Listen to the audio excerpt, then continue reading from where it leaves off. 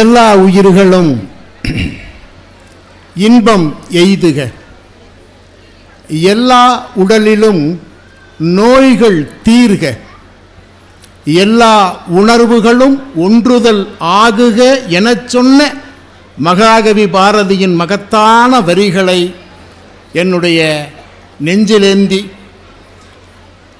வழக்கம் போலவே ஈரோட்டுக்கு அடுத்தபடியாக சிந்தனை அரங்கை இன்று நிறைத்து வைத்திருக்கிற உங்களுக்கு, குறிப்பாக பெரம்பலூர் மக்களுக்கு பெரும் ஒரு நன்றியை, வாழ்த்தை, பாராட்டுதலை தெரிவித்துக் கொள்கிறேன். கைதட்டு நிறைய கேட்டு வாங்கணும், ஆனால் கேட்காமல் கைதட்டுகிற உங்கள் தாராள குணத்துக்கு மறுபடியும் நன்றி.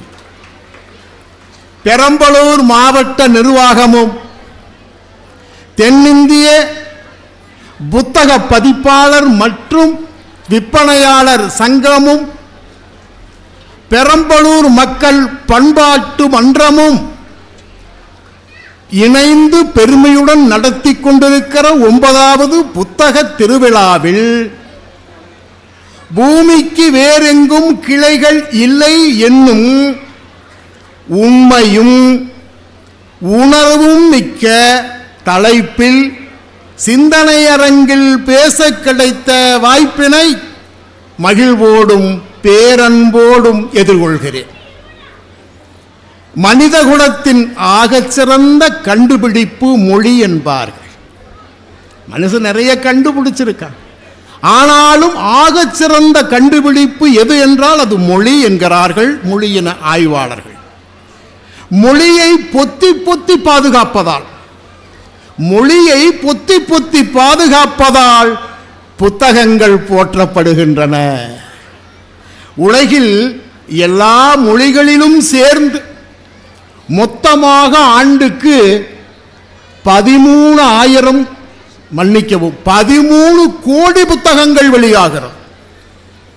குறிப்பாக பெரம்பலூர் சிந்தனை மன்றத்தில் அமர்ந்திருக்கிற பெரியோர்களை, தாய்மார்களை நான் சொல்லுவதெல்லாம், உலகில் மொத்த மொழிகளில் 13 கோடி புத்தகங்கள் வெளியாகிறது. தமிழகத்தில் மட்டும் மாதம் 30 நாளுக்கு ஒரு முறை 1200 1500 புத்தகங்கள் வரை வெளியாகிறது. மொழிக்கான அந்த செழுமை நீங்க பாருங்க. உலகிலே வாழும் மொழிகளுக்கு பல சிறப்புகள் இருக்கிறது. மொழி குறித்து பேசிவிட்டுத்தான் சிந்தனை அரங்குக்குள் நாம் நுழைந்தாக வேண்டும். உலகில் வாழும் மொழிகளுக்கு சில சிறப்புகள் உள்ளன. உலகில் ஒரு 6 மொழிகளை தொன்மையான மொழி என்று இன்றைக்கு பேசுகிறார். எத்தனையோ மொழிகள் இருந்தன, ஆனால் ஒரு 6 மொழிகளை தொன்மையான மொழி என்று உலகம் சொல்லுகிறது. இந்த லத்தீன் மொழியை சொன்னாலே அது இசை மொழி என்கிறார்கள். அதனுடைய தொன்மைக்கும் அந்த மொழியினுடைய லாபகத்தையும் பார்த்து லத்தீன் என்றால் அது இசை என்கிறார்கள். சீனத்துக்கு ஒரு மொழி இருக்கிறது, அதை காதல் மொழி என்கிறார்கள். அரபுக்கு என்பது ஒரு மொழி இருக்கிறது. தொன்மையான மொழிகளில் அரபு மொழியும் ஒன்று. அரபு மொழி என்றால் கவிதை என்கிறார்கள். கிரேக்கம் என்கிற ஒரு தொன்மையான மொழி இருக்கிறது. கிரேக்கம் என்றால் தத்துவம் என்கிறார்கள். ஆனால் குறிப்பாக சமஸ்கிருதம் கூட தொன்மையான மொழிதான். சமஸ்கிருதம் என்றால் வழிபாட்டு மொழி என்கிறார்கள். உலகில் தமிழுக்கு மட்டும் தாய்மொழி என்று பெயர். இசையை, காதலை, கவிதை எல்லாவற்றையும் கடந்து ஒரு மொழியை உலகத்தில் இருக்கிற எல்லோரும் மதர் லாங்குவேஜ் என்று, தாய்மொழி என்று சொல்லுகிறார் என்றால் அது உலகில் ஒரே மொழி, தமிழ் மொழி என்றுதான் பார்க்கிறோம். 50,000 ஆண்டுகளுக்கு முன்பு பாறை ஓவியங்களில் கொஞ்சம் கொஞ்சமாய் படிநிலை வளர்ச்சி பெற்று சிந்து வெளியிலே வெறும் குறியீடாகி இன்றைக்கு நீங்களும் நானும் பேசிக்கொண்டிருக்கிற நவீன மொழி வரை பல்லாயிரம் புத்தகங்கள் அச்சிட்டு நம் வாசிப்புக்கு காத்திருக்கிறது. அந்த மொழி வரை உலகில் தொன்மமும் தொடர்ச்சியும் கொண்டு நீளும் உலகில் ஒரே மொழி தமிழ் மொழி என்பதில் நாம் எல்லோரும் பெருமை கொள்வோம். நீங்கள் உரத்த கரகோஷத்தை நம் தாய்மொழிக்கு தாருங்கள். அறிவுலகத்தின் திசை காட்டும் புத்தகங்களை மக்களுக்கு சேர்க்கும் அளப்பரிய பணியை மாவட்டந்தோறும் புத்தக திருவிழாக்கள் செய்து வருகின்றன.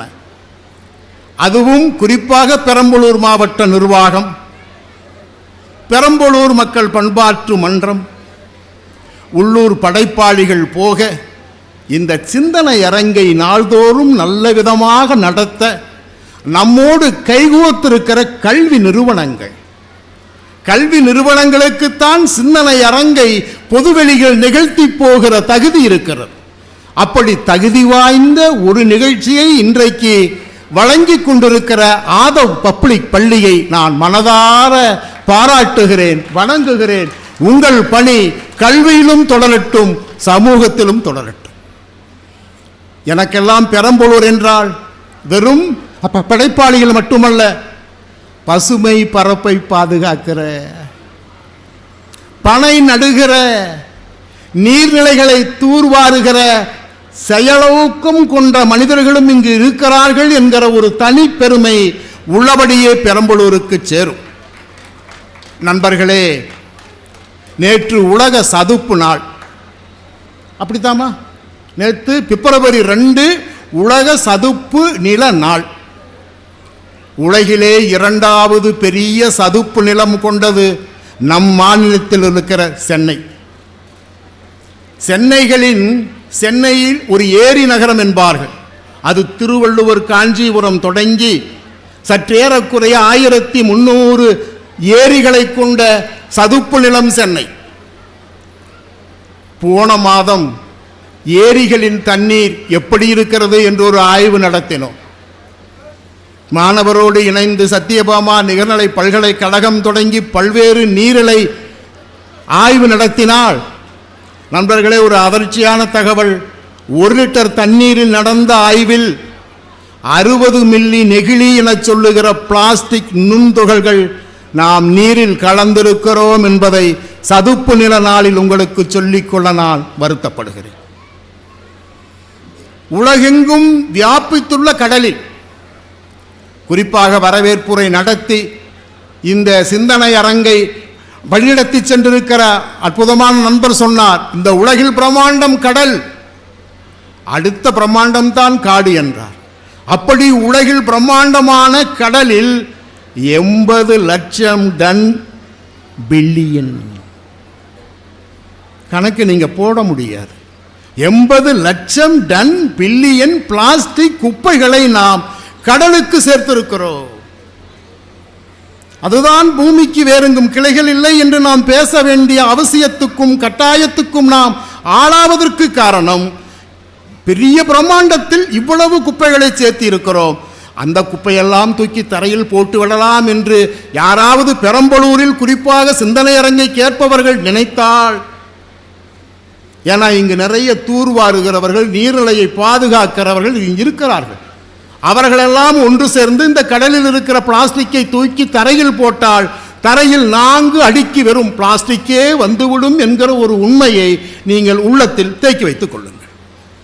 அதனால்தான் நண்பர்களே, சென்னையில் குறிப்பாக கடற்கரையில் ஆமைகள் தினமும் செத்து மிதக்கிறது, திமிங்கலங்கள் தினமும் செத்து மிதக்கிறது. ஆமைகளை, திமிங்கலங்களை எல்லாம் கடலில் நம்பிக்கையோடு நம்பகத்தன்மையோடு 10,000 அடி ஆழத்துக்கு கீழே வாழுகிற ஒரு திமிங்கலத்தை நாம் இல்லாமல் செய்கிறோம் என்றால், நாம் தரையில் செய்கிற வன்மத்தின் ஒரு பகுதிதான் நாம் போடுகிற குப்பை என்பதையும் சேர்ந்து புரிந்து கொண்டால் இந்த சிந்தனை அரங்கம் சிறப்பு. 9 கோள்களின் வரிசையை இம்மாதம் முழுதும் பார்க்கலாம். குறிப்பாக சதீஷ் போன்றவர்களுக்கு தெரியும், அதுவும் பள்ளி கல்லூரியில் இருப்பவர்களுக்கு தெரியும். 9 கோள்களையும் இம்மாதம் டெலாஸ்கோப் என்று வைத்து அறிவியல் இயக்கம் இங்கு கூட ஒரு அழகான கோளரங்கம் போட்டிருக்கிறார்கள். 9 கோள்களையும் இந்த வாரம், இந்த மாதம் முழுக்க நேர்வரிசையில் பார்க்க முடியும் என்பது சிறப்பு தான். ஆனால் இந்த கோள்கள் எல்லாம் உயிர்கள் வாழும் ஒரே கோள் பூமி தான். அதனால்தான் பூமிக்கு வேறெங்கும் கிளைகள் இல்லை என்கிற தலைப்பில் இன்றைக்கு பேசுகிறேன். 100 நாளுக்கு மேல் தொடர்ந்த வடகிழக்கு பருவமழை. இன்றைக்கும் ஒரு 4 மாவட்டங்களில் காலை 10 மணி வரையிலும் கொஞ்சம் பெய்து வடகிழக்கு பருவமழை என்கிற ஒரு பெரிய பருவத்தினுடைய முடிவிலும் பின்பணி காலத்தினுடைய முடிவிலும் அடுத்து கோடை காலத்திலும் கோடை காலத்தை வரவேற்கிற தருணத்தில் இருக்கிறோம். இது காலங்களை பேசுகிற காலம். ஆமா, காலங்களை நாம் பேச வேண்டும். ஒரு நீண்ட மழை காலத்தை நாம் இன்றைக்கு முடித்திருந்தாலும் கூட இனி அடுத்து வருகிற ஒரு நீண்ட கோடையை நாம் சந்திக்க வேண்டும். ஒரு நீண்ட கோடையை எப்படி சந்திப்பது என்றால், 1 டிகிரி செல்சியஸ் வெப்பம் கூடுமே. ஆனால் சிந்தனை அரங்கில் இருப்பவர்களே, ரொம்பவும் மோசமான விஷயம். இந்த பூமியில், குறிப்பாக தமிழ்நாட்டில் போன முறை அடித்த 102 103 செல்சியஸ் டிகிரியை தொட்ட இந்த வெப்பம் இந்த கோடை காலத்தில் 1 கூடுமானால் 3 மாதம் பள்ளிகளை விடுமுறைக்கு விட வேண்டும். குழந்தைகளை பள்ளியில் வைத்திருக்க முடியாது. கட்டட வேலை செய்கிற லட்சக்கணக்கான உதிரி தொழிலாளிகள், வெயிலிலே வேலை செய்கிற பாட்டாளி மக்கள் காலை 10 மாலை 5 மணி வரையிலும் வேலை செய்ய முடியாது. வேலை செய்ய முடியாது. இன்னொன்று, விவசாயிகள் பகலில் வயலில் இறங்கவும் முடியாது. ஆக கல்வியை, வேலையை, உணவை நாம் இழப்பரும் அளவுக்கு புவி வெப்பம் உயர்ந்து கொண்டே வருவதையும் உங்கள் சிந்தனைக்கு நான் விட்டு விடுகிறேன்.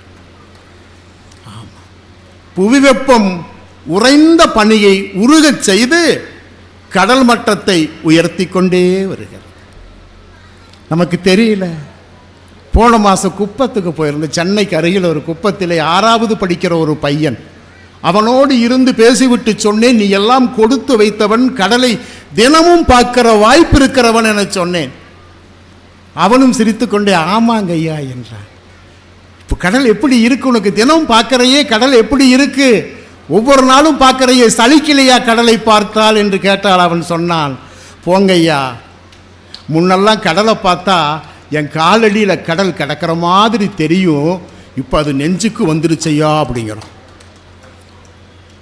கடல் காலடியில் கிடக்க வேண்டிய கடல் நெஞ்சுக்கு வருகிறது என்றாலே கடல் மட்டம் உயர்ந்து கொண்டு வருகிறது என்பதை ஒரு குப்பத்தில், அதுவும் கடற்கரையோரம் வாழுகிற நெய்தல் நில மகன் சொல்லுகிறான் என்றால் நாம் நிறைய சிந்திக்க வேண்டிய கட்டத்தில் இருக்கிறோம் என்பதை சொன்னேன். ஏன்னா நகர பிரிவிக்கிறது தெரியாது. நகரத்தில் வாழ்கிற நமக்கு இந்த உலகத்தின் சீரழிவு நமக்கு தெரியாது. இதுவரை மனிதகுலம் தனது வளர்ச்சிக்கு உதவிய வளங்களை எல்லாம் 82 விழுக்காடு தீர்த்து விட்டது. சிந்தனை அரங்கம் என்பது யோசிக்க இருக்க அரங்கம். இங்கதான் சிந்தனை அரங்கம் தான் உங்களை வாசிக்க தூண்டுகிற, யோசிக்க தூண்டுகிற ஒரு அரங்கம். நம் வளங்களை 82% தீர்த்து விட்டோம் என்பதை புரிந்து கொள்ள. வாகனங்களை மனிதனால் உற்பத்தி செய்ய முடியும். ஒரு காருக்கு 10 கோடி ரூபாய் செலவிற்கு 10 கோடி கொடுத்து ஒரு கார் வாங்குகிற அளவுக்கு ஒரு காரை நவீனப்படுத்த முடியும், சந்தைப்படுத்த முடியும். ஆனால் அந்த கார் ரோட்டில் ஓடுவதற்கு பெட்ரோல் வேண்டும். பெட்ரோலை மனிதனால் உற்பத்தி செய்ய முடியாது. உணவை மனிதனால் உற்பத்தி செய்ய முடியாது. உணவை மனிதன் தொடர்ந்து வயலில் உற்பத்தி செய்யலாம், தண்ணீரை உற்பத்தி செய்ய முடியாது. அதுதான் ரொம்ப முக்கியம். யோசிக்க வேண்டியது, உணவை நாங்கள் எவ்வளவு வேணால் உற்பத்தி செய்து விடுவோம், ஆனால் ஒரு சொட்டு தண்ணீரை உங்களால் உற்பத்தி செய்ய முடியாது. அதுபோலதான் மின்சாரத்தை உற்பத்தி செய்யலாம். எவ்வளவு மின்சாரம் செலவானாலும் பரவாயில்லை, குளிர்காலத்தில் ஹீட்டர் போட்டுக்கொள்ளலாம், வெயில் காலத்தில் ஏசி போட்டுக்கொள்ளலாம். ஆனால் ஹீட்டரும் ஏசியும் ஓடுவதற்கு வேண்டும் மின்சாரத்தை நீங்கள் உற்பத்தி செய்யலாம். மின்சாரத்தை இயக்குகிற நிலக்கரியை ஒருபோதும் உற்பத்தி செய்ய முடியாது. இந்த பூமியில் தீர்ந்து கொண்டிருக்கிற 3 வளங்கள், ஒன்று பெட்ரோல், இன்னொன்று தண்ணீர், இன்னொன்று நிலக்கரி. ஆமா, மனிதனின் மோசமான கண்டுபிடிப்பு எது என்று கேட்கும். மனிதனின் நல்ல கண்டுபிடிப்பு மொழி என்றோ, மனிதனின் மோசமான கண்டுபிடிப்பு எது என்றால் அது நிலத்தடி நீர். இந்த கீழே நீர் இருக்கிறது, நிலத்திலிருந்து நீர் எடுக்கலாம், என்று நிலத்தடி நீரை எப்போது மனிதன் எடுக்கத் தொடங்கினானோ அன்றைக்கு அவன் வீழ்ச்சி ஆரம்பித்தான். அது அவனதல்ல. அதனால்தான் நம்மாழ்வார் சொன்னார், நீரை நிலத்தில் தேடாதே வானத்தில் தேடு என்று. ஒரு முறை எனக்கு நன்கு ஞாபகம் இருக்கிறது, இந்தியாவில் குறிப்பாக தமிழ்நாட்டின் நிலத்தடி நீர்மட்டம் வெகுவாக குறைந்த முதல் மாவட்டம் பெரம்பலூர் மாவட்டம். நிலத்தடி நீர்மட்டம் இருக்கிற மாவட்டங்களிலே ரொம்பவும் கீழிறங்கிய மாவட்டம் பெரம்பலூர் மாவட்டம். ஆனால் கொஞ்ச நாளுக்கு பிறகு மருதி ஆற்று பக்கமும் பச்சைமலை நீரோற்றமும் நீங்கள் தூர்வாரி நீர்நிலைகளை நங்க வைத்து பெய்யும் மழை நீரை இந்த மண்ணில் தேக்கி வைத்ததின் பொருட்டு ஒரு 6-7 வருடத்திற்கு பிறகு வந்த நீர் ஆய்வில் பெரம்பலூரில் நீர்மட்டம் 4 விழுக்காடு மற்ற மாவட்டங்களை விட உயர்ந்திருக்கிறது. அதுதான் நீங்க செய்ய வேண்டிய வேலை. மகத்தான பணியை பெரம்பலூரில் இருக்கிற பசுமை ஆர்வலர்கள் செய்கிறார்கள் என்பதுதான் பெரம்பலூரின் பெருமை என்பதை உங்களிடத்திலே சொல்லுகிறேன். நீங்களும் நானும் இன்றைக்கு வசதிமிக்க வாழ்வுக்கு வந்திருக்கிறோம். நாம் நினைத்தால் எது வேண்டுமானாலும் செய்ய முடியும் என்கிற ஒரு அளவுக்கு நவீனத்தோடும் வசதி மிக்க வந்திருக்கிறோம். எனக்கு என்ன வருத்தம் என்றால், நாம் இன்றைக்கு நுகர்கிற எல்லாவற்றுக்கும், நாம் இன்றைக்கு வாழுகிற வசதி மிக்க வாழ்வு எல்லாவற்றுக்கும் இனிவரும் தலைமுறை ஒரு பெரிய விலையை கொடுக்க வேண்டியது வரும் என்பதை எச்சரிப்பதற்குத்தான் இந்த கூட்டம். இது ஒரு எச்சரிக்கையான கூட்டம் தான். இது ஒரு முன்னெச்சரிக்கையான கூட்டம். முன்னெச்சரிக்கை நடவடிக்கை நோக்கி நம்மை நாமே நகர்த்தி கொள்ளுகிற கூட்டம். ஒரு பெரிய விலையை கொடுக்க வேண்டியது வரும் என்பதை நாம் பார்க்க வேண்டும். இந்த புத்தக கண்காட்சியில் நான் நினைவுபடுத்த விரும்புகிறேன். மனிதர்கள் 2 உலகத்தை மிக கடுமையாக சீரழித்திருக்கிறார். அமைதியை கேளுங்க. அவருக்கு கொஞ்சம் உணர்ச்சி வந்துருச்சு. தான் வாழுகிற பூமி எப்படி உக்கரமாக இருக்கிறது என்பதை அவர் பார்க்கிறார். ஏன்னா நீர்மட்டம் நிலத்தில்தான் குறைந்திருக்கிறது, நமக்குள்ள அல்ல. மனிதர்கள் 2 உலகத்தை மிக கடுமையாக சீரழித்திருக்கிறார்கள். ஒன்று மண்ணடி உலகம், இன்னொன்று பனிநிலம். இன்னொன்று பனிநிலம். நண்பர்களே, பனிநிலத்தை சொல்லி பட்டிமன்றத்திற்கு போனால் நன்றாக இருக்கும் என்று நினைக்கிறேன். நீங்கள் முதலில் சிந்திக்க வேண்டும், பிறகு சிரிக்கவும் வேண்டும். வாழ்க்கை என்பது சிரிக்க மட்டுமல்ல, சிந்திக்கவும் கூட. ஆமாம், குறிப்பாக பனிநிலத்தில் வாழுகிற பறவையை ஒரு 5 ஆண்டு காலம் தொடர்ந்து ஆய்வு செய்கிறார்கள் அறிஞர்கள். பெங்குவின் என்று ஒரு பறவை இருக்கிறது. அதெல்லாம் பனிநிலத்தில் வாழுகிற பறவை. நாம் இந்தியாவில் அந்த பறவை இல்லை. அந்த பறவைக்கு ஒரே ஒரு முட்டை வைக்கிற பறவை. பெங்குவின் பறவைக்கு ஒரு காலத்தில் நீண்ட சிறகுகள் இருந்தன. என்னதான் நீண்ட சிறகுகள் இருந்தாலும் அது கடல் மீது பறந்து பறந்தாலும் கடலுக்குள் மூழ்கித்தான் இறை பிடிக்க வேண்டும் என்பதற்காக தன்னுடைய சிறகை குறைத்து கொண்டு தன்னுடைய சிறகை துடுப்பாக மாற்றிக்கொண்டு வாழுகிற பறவை பெங்குவின். ஆண்டுக்கு ஒரு முறை அதற்கு இனப்பெருக்க காலம். அதுவரையிலும் மந்தை மந்தையாய் குவியல் குவியலாய் இருக்கிற பறவைகளில் எது ஆண் பறவை எது பெண் பறவை என்று தெரியாது. ஆனால் இயற்கை காட்டி கொடுக்கும். 2 மாதத்திற்கு முன்பு பெண் பறவையினுடைய கழுத்துக்கு கீழே 2 வண்ண தூவிகள் முளைக்கும். அது ஒரு ஆண் பறவை பார்த்துவிடும், அடடா, நேற்று வரையிலும் என்னோடு சுத்தி கொண்டிருந்த இந்த பறவை பெண் பறவை தானா? அந்த பெண் பறவை இடத்திலே எப்படி இசைவை கேட்பது? இசைவில்லாமல் எந்த பெண் பறவையும் பறவைகளால் நெருங்க முடியாது. இசைவை எப்படி கேட்பது? இருக்கவே இருக்கிறது கூழாங்கல். கொஞ்சம் மிச்சப்பட்ட மணலில் எங்கிருந்தோ மலையில் உருண்டு வருகிற சின்ன சின்ன கூழாங்கல்லில் ஒரு கூழாங்கல்லை தேர்வு செய்து, நல்ல கூழாங்கல்லாய் தேர்வு செய்து அந்த பெண் பறவை முன்னாடி கொண்டு போய் வைக்கும். பெங்குவின் அப்படியே அந்த கூழாங்கல்லை பார்க்கும். கூழாங்கல்லும் பிடித்து போய் கொண்டு வந்தவனும் பிடித்து போனால் அந்த கல்லை வாங்கி தன்னுடைய மடியிலே வைத்துக்கொள். உற்சாக மிகுதியில் காதல் இச்சையில் ஒன்றும் புரியாத மாதிரி மகிழ்ச்சியின் பெரிய மகிழ்ச்சியில் இன்னொரு கல்லை எடுத்து வரும். அதையும் வாங்கி அந்த பெண் பறவை மடியிலே வைத்துக்கொள்ளும்.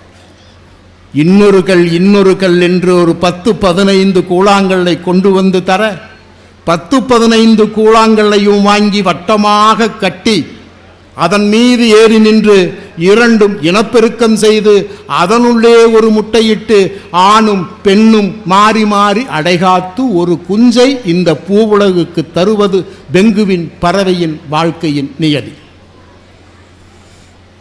5 ஆண்டுகளில் நடப்பது என்னன்னா, முட்டை வச்சாச்சு, அடைக்கு மாறி மாறி அடை காத்துட்டு இருக்கும்போது பனிப்பாறை கடகடகடன் உருவி முட்டையை தூக்கி கடலில் போட்டு விடுகிறது. ஒரு பெங்குவின் பறவைக்கு தெரியும் எந்த காலத்தில் பனி உருகும், எந்த காலத்தில் பனி உறையும். உருகுதல் வேறு, உறைதல் வேறு. எந்த காலத்தில் உருகும் எந்த காலத்தில் உறையும் என்று தெரிந்துதான் முட்டையிடுகிறது. பனி உறையும் காலத்தில் முட்டையிடுகிறது. ஆனால் காலநிலை மாற்றத்தால் வெப்பமயமானதால் முன்பே உருகி முட்டையை தூக்கி கடலில் வீசி விடுகிறது. சரி, அடுத்த மாதம் பார்த்துக்கலான்னு இன்னொரு முறை அவர் அப்படியே அமைதியாக கூட்டிகிட்டு போங்க, அவர் ஒன்றும் பண்ண மாட்டார், வாங்க. அவரும் இந்த இந்திய நாட்டின் குடிமகன் தான், அதை பற்றி நீங்கள் கவலைப்படாதீர்கள். இப்போ அடுத்த வருஷம் கொஞ்சம் தப்பிச்சுக்கலாம், நம்முடைய ஒவ்வொரு குழந்தையும் காப்பாற்றலாம். ஏன்னா ஒரு உயிர் தன்னுடைய சந்ததியை இந்த பூமியில் விட்டு விட்டு போவது என்பதுதான் நியாயமா. அடுத்த வருஷம் கொஞ்சம் முன்னாடியே முட்டையிட்டு அதே மாதிரி கூழாங்கல்லாம் வாங்கி வச்சு முட்டையிட்டு அடைகாத்து குஞ்சு பொறிச்சாச்சு. குஞ்சு கண்ணு விழிக்கல, இன்னும் ரெக்கையும் முளைக்கல. ஆனாலும் ஒரு அழகான அந்த குஞ்சுக்கு அம்மாவும் அப்பாவும் ஆழ்கடலுக்குள் போய் நல்ல சத்தான மீன்களை கொண்டு வந்து ஊட்டி கொண்டிருக்கிறார்கள். பனிப்பாறை அப்படியே உருகி கண் விழிக்காத குஞ்சை தூக்கி கடலில் போட்டு விடுகிறார். 2 வருடம் 3 வருடம் தொடர்ந்து தன்னுடைய சந்ததியை இழக்கிற பெண்கள் அடுத்த ஆண்டு வண்ணத்தூவிகள் முளைத்ததும் ஆண்கள் எல்லாம் வரிசையாய் கல்லை தூக்க போவதற்கு முன் பெண் பெங்குவின் சொன்னது, ஆண்களே ஆண்களே அப்படியே நில்லுங்கள், ஆண்களே ஆண்களே அப்படியே நில்லுங்கள், இனி நீங்கள் கூழாங்கல்லை தூக்கி வராதீர்கள்.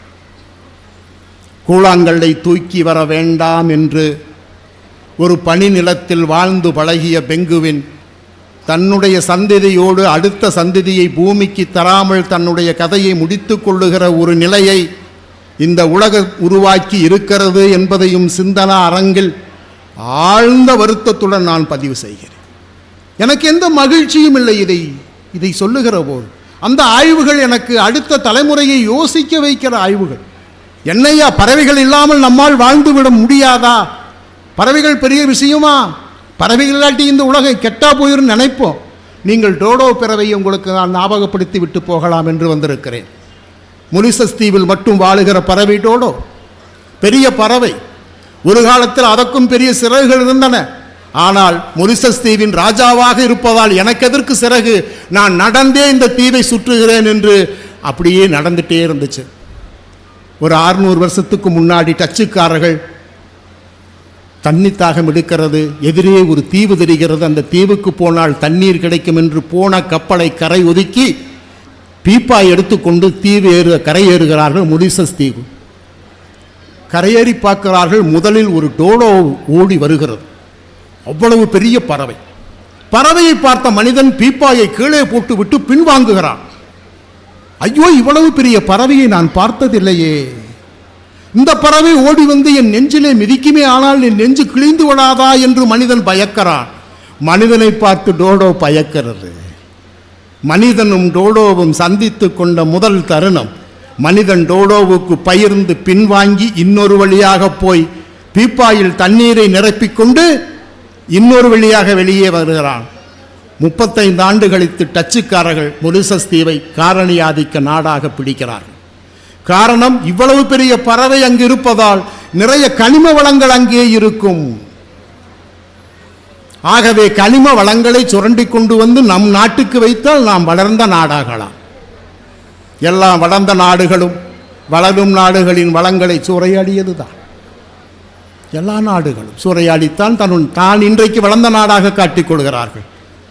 அங்கே இருக்கும்போது ஒவ்வொரு ஞாயிற்றுக்கிழமையும் மட்டன் கடைக்கு போகாமல் எங்கும் பறக்காத நாய்க்குட்டியை போல் தன் காலை சுற்றி சுற்றி வருகிற டோடோ பறவையின் கழுத்தை அரித்து கறி சமைத்தார்கள். 30 ஆண்டுகளில் டோடோ என்கிற ஒரு பறவை மொரிஷஸ் தீவில் அல்ல, இந்த உலகத்திலேயே இல்லாமல் போய்விட்டது. ஒரு பறவையினம், பெரிய பறவையினம் இல்லாமல் போய்விட்டது. அது பற்றி யாரும் கவலைப்படவில்லை.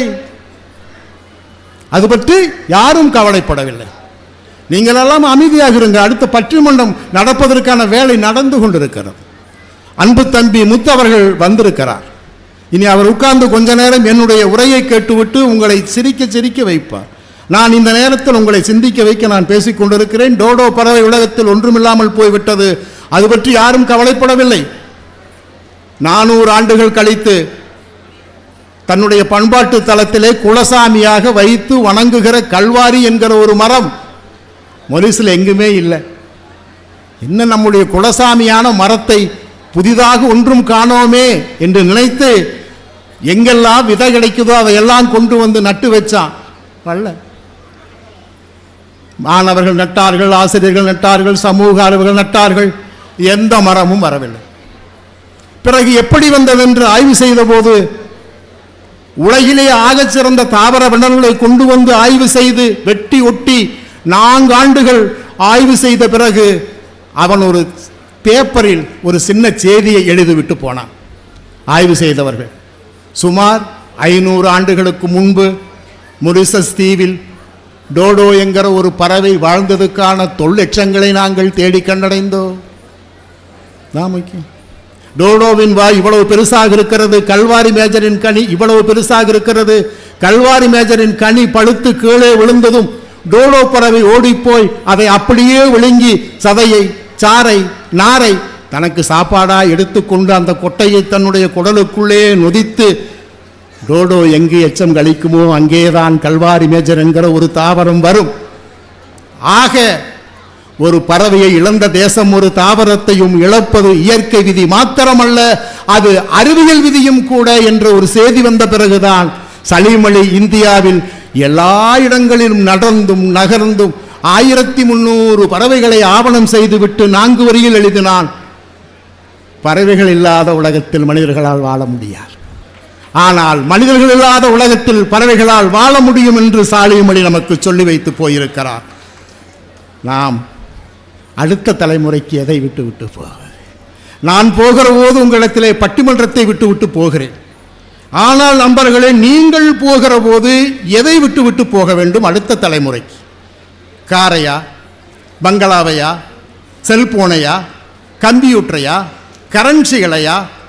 எதுவும் அவர்களை காப்பாற்றாது. பெரம்பலூரில் நல்ல நீர் இருக்க வேண்டும், பெரம்பலூரில் நல்ல காற்று வீசிக்கொண்டிருக்க வேண்டும், பெரம்பலூரில் நல்ல நிலம் எப்போதும் இருக்க வேண்டும். அதுதான் அவர்களை காப்பாற்றும். மழை காலத்தில் எல்லாம் ஓடி வருகிற மருதையாரை நீங்கள் காப்பாற்ற வேண்டும். எப்போதும் உங்களுக்கு ஒரு 5-6 ஏரியை நிரப்பி போகிற பச்சைமலையிலிருந்து வழிந்தோடுகிற நீரை நீங்கள் பாதுகாத்து வைத்திருக்க வேண்டும்.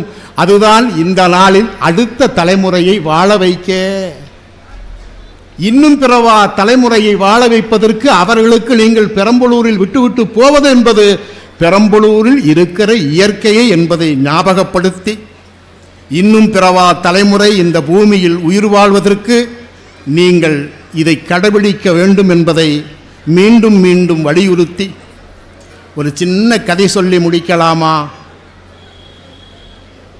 முடிக்கலாம் என்கிறார் பெரியவர். சின்ன கதையோடு முடித்தால் அது சின்ன கதை என்றாலும் ஒரு சீரிய கதை என்பதால் சொல்லி முடித்துவிட்டு பட்டிமன்றத்துக்கு வழிவிடுகிறேன். நீங்கள் சிந்தித்தவாறே சிரித்துவிட்டு வீட்டுக்கு போகலாம். நண்பர்களே, பாலைவனத்திலே ஒரு பயணி 5 நாட்களாக தண்ணீர் இல்லாமல், ஒரு சொட்டு தண்ணீர் இல்லாமல் தண்ணீரை தேடி அலைகிறான். பாலைவனத்தில் எங்கும் தண்ணீர் இல்லை. பாலைவனத்தில் தண்ணீர் இல்லை என்று தெரிந்து ஏன் அவன் அங்கு தேடிக்கொண்டிருக்கிறான் என்றால், பாலைவனத்தின் நியதி தண்ணீர் இருக்கும், ஊற்றிருக்கும் இடங்களில் போர்வெல் போட்டு வைத்திருப்பார். அவன் அந்த போர்வெலைத்தான் தேடிக்கொண்டிருக்கிறான். போர்வெலை பார்த்தால் எப்படியும் தண்ணீர் இருக்கும் என்பதாக 5 நாள் தேடுகிறான் ஒரு போர்வெலை. 5வது நாள் சொல்லுகிறான், மாலை தூங்கும்போது, நாளை விடியும் போது ஒரு போர்வேலில் தண்ணீர் இல்லாமல் போனால் நான் இங்கேயே பிணமாய் வீழ்ந்து விடுவேன் என்கிறான். அவன் ஒட்டகம் ரொம்பவும் சலித்து போய்விட்டது. அவனும் தண்ணீர் இல்லாமல் வியர்வையும் கண்ணீருக்கு கூட தண்ணீர் இல்லாமல் நடந்து கொண்டிருக்கிறான். 6வது நாள் காலை 10 மணிக்கு ஒரு போர்வெலை கண்டு விடுகிறான். போர்வெலை கண்ட மாத்திரத்தில் ஒட்டகத்திலிருந்து குதித்து அந்த மணலில் தக்கி முக்கி நடந்து போய் போர்வெலுக்கிட்டு போகிறான். ஒரு வாளி நிறைய தண்ணீர் அடித்து வைத்திருக்கிறது நண்பர்கள். அதுதான் பெரம்பலூரின் ஆதார். ஒரு வாளி நிறைய தண்ணீர் அடித்து வைத்திருக்கிறது. ஆனால் அந்த தண்ணீர் சேரும் சகதியுமாக இருக்கிறது. அவ்வளவு பாலைவன குப்பைகளும் அந்த தண்ணீரில் கிடக்கிறது. காரணம், அந்த தண்ணீர் அடித்து வைத்து வெகு நாட்கள் ஆகிவிட்டது. தண்ணீர் அப்படியே குடிக்கலாமா தாகத்துக்கு என்று யோசிக்கிறான். டக்குன்னு ஒரு போர்டுக்கு முன்னாடி மாட்டிருக்குது, மைக் செட்டில் வச்ச போர்டு மாதிரி. என்ன போர்டு மாட்டிருக்காங்கன்னு போர்டை தூசட்டி பார்க்கறான். தண்ணீரை குடித்து விடாதே, போர்வெலுக்குள் ஊற்று, பிறகு அடி, தண்ணீர் வரும், தேவைக்கேற்ப குடி. அதுதான் வாசம். தேவைக்கேற்ப குடி, ஆசைக்கேற்ப குடிக்காது. தேவைக்கேற்ப வாழ், ஆசைக்கேற்ப வாழாதே என்று அவன் போர்டில் பாலைவனத்தில் எழுதி வைத்திருக்கிறான். தூசம் தட்டி வச்சுட்டு தண்ணியை போர்வெலுக்குள் ஊற்றணுமல்ல, சரியான தண்ணி தாவும். ஊற்றலாமா வேண்டாமான்னு யோசிக்கிறான். நண்பர்களே, பெரம்பலூரில் இருக்கிற கதையைத்தான் நான் பேசிக்கொண்டிருக்கிறேன். ஊற்றலாமா வேண்டாமான்னு யோசிக்கிறான். அறிவு சொல்லுகிறது மடையா, இருக்கும் தண்ணீரையும் போர்வெலுக்குள் ஊற்றிவிட்டு அடித்து பிறகு வராமல் போனால் என்னடா செய்வாய்? குடி. அடுத்து ஒருவனை பற்றி நீ யோசிக்காதே. அடுத்து ஒருவனை பற்றி உனக்கு என்ன பிரச்சனை? அவனுக்கு இருந்தால் என்ன, இல்லாட்டி என்ன, நீ குடி. அறம் இருக்கிறது. தமிழில் மட்டும் ஒரு அறம் இருக்கிறது. வள்ளுவன் சொன்ன அறம், வள்ளலார் சொன்ன அறம் என்று தொடர்ந்து நீளுகிற தமிழர் வாழ்க்கையின் தொன்மமும் தொடர்ச்சியுமாக தொடர்கிற அறம் சொல்கிறது, வேண்டாம். எவனும் சும்மா எழுதி வைக்க மாட்டான். எவனோ சும்மா எழுதி வைத்த ஆயிரக்கணக்கான புத்தகங்களை நாம் அடுக்கி வைத்திருக்கிறோம், சந்தைப்படுத்தி இருக்கிறோம். உண்மை இருக்கும், போர்வெலுக்குள் ஊற்று என்கிறான். அவன் அறம் சொல்வதை கேட்டு தண்ணீரை போர்வெலுக்குள் ஊற்றுகிறான். நண்பர்களே, ஊற்று போது 2 நிமிடம் கழித்து ஒரு சத்தம் கேட்கிறது, பொழக். 2 நிமிடம் பயணித்து புவியீர்ப்பு விசையில் வேகமாக பயணித்து போய் தண்ணி கீழே விழுந்திருக்கு. அடிக்கிறான். 1 நிமிஷம் அடிக்கிறான், தண்ணீர் வரல. 2 நிமிஷம் அடிக்கிறான், தண்ணீர் வரல. 3 நிமிஷம் அடிக்கிறான், தண்ணீர் வரல. ஐயோ, அறிவு சொல்வதை கேட்டிருக்க வேண்டுமே, அறம் சொன்னதை கேட்டு விட்டோமே என்று ஏங்குகிறான். இருந்தாலும் நம்பிக்கையை தவறாமல் அடித்து கொண்டே இருக்கிறான். முதலில் ஒரு சொட்டு தண்ணீர் அந்த போர்வெல் வைப்பிலிருந்து கசிகிறது. ஒரு சொட்டு தண்ணீரை பார்த்தவன் உற்சாகத்தோடு அடிக்கிறான். புது வெள்ளம் பக்கிட்டை வாளியை நிறைக்கிறது. சந்தோஷமாக அடித்து வேண்டும் அளவுக்கு தண்ணீர் குடிக்கிறான். கொண்டு போன பீப்பாய்களில் தண்ணீர் நிரப்புகிறான். ஒட்டகத்துக்கு தண்ணீர் காட்டுகிறான். மறக்காமல் அவன் திரும்பி வரும்போது வாளியை கழுவி நல்ல தண்ணீர், ஒரு தண்ணீரை அடித்து வைத்துவிட்டு இந்த போர்வெலை தட்டி அந்த போர்வெளில் வைத்துவிட்டு நடந்து போகிறான். நண்பர்களே, அந்த வாளி தண்ணீர் என்பது அடுத்து வருகிற மனிதர்களின் இன்னும் பிறவா தலைமுறையின் தண்ணீர். அந்த தண்ணீரை, அந்த பசுமையை, அந்த வளத்தை பெரம்பலூர் மக்கள் விட்டுவிட்டு போனால் இந்த சிந்தனை அரங்குக்கு கிடைத்திருக்கிற பெருவெற்றியாய் கருதி அன்பு தம்பி முத்துவை நான் பட்டிமன்றத்துக்கு அழைக்கிறேன். நன்றி, வணக்கம்.